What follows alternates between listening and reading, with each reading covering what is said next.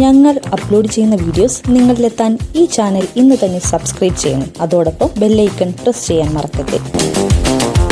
ആദ്യ ചിത്രത്തിലേക്ക് കടന്നുവന്ന ഓർമ്മകൾ പങ്കുവെച്ച് ഹണി റോസ്. അഭിനയിക്കാൻ താല്പര്യമുണ്ട് എന്ന് സംവിധായകനോട് സ്വയം ചെന്ന് പറയുകയായിരുന്നു. ഹണി റോസ് ആ ഓർമ്മകൾ പങ്കുവെക്കുന്നു. തൊടുപുഴ മൂലമറ്റമാണ് എന്റെ നാട്. 7ാം ക്ലാസ്സിൽ പഠിക്കുന്ന സമയത്ത് ഞങ്ങളുടെ നാട്ടിൽ വിനയൻ സാറിന്റെ സിനിമയുടെ ഷൂട്ടിംഗ് വന്നു. മീരയുടെ ദുഃഖവും മുത്തുവിന്റെ സ്വപ്നവും എന്ന സിനിമയുടെ ഷൂട്ടായിരുന്നു നടന്നത്. എന്റെ കുടുംബത്തിനെ അറിയാവുന്ന ഒരാളുടെ വീട്ടിലായിരുന്നു ഷൂട്ടിംഗ്. അങ്ങനെ ആ ഷൂട്ടിംഗ് കാണാൻ വേണ്ടി ഞാൻ ചെന്നു. എന്നെ കണ്ട അണിയറ പ്രവർത്തകരിൽ ഒരാൾ ചോദിച്ചു, അഭിനയിക്കാൻ ഇഷ്ടമാണോ എന്ന്. എന്നോട് ഇങ്ങനെ ചോദിച്ചുവെന്ന കാര്യം നാട്ടിൽ മുഴുവൻ പാട്ടായി. ആ സിനിമയിൽ ഹണിക്ക് ചാൻസ് കിട്ടിയെന്നും എന്നെ സിനിമയിൽ എടുത്തുവെന്നുമാണ് നാട്ടിൽ പ്രചരിച്ചത്. ഞാൻ അഭിനയിച്ചുവെന്നൊക്കെ നാട്ടിൽ എല്ലാവരും പറയാൻ തുടങ്ങി.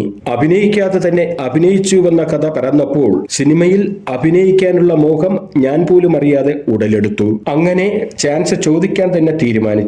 ആ സിനിമയുടെ ഷൂട്ടിംഗ് കഴിയുന്നതിന് മുമ്പ് തന്നെ വിനയൻ സാറിനെ പോയി കണ്ടു. അഭിനയിക്കാൻ താല്പര്യമുണ്ടെന്ന് പറഞ്ഞു. വീട്ടിലെല്ലാവരും അന്ന് പിന്തുണയുമായി ഒപ്പമുണ്ടായിരുന്നു. ആ ധൈര്യത്തിലാണ് ചെന്ന് ചോദിച്ചതും. അപ്പോൾ ഞാൻ ചെറിയ കുട്ടിയാണ്.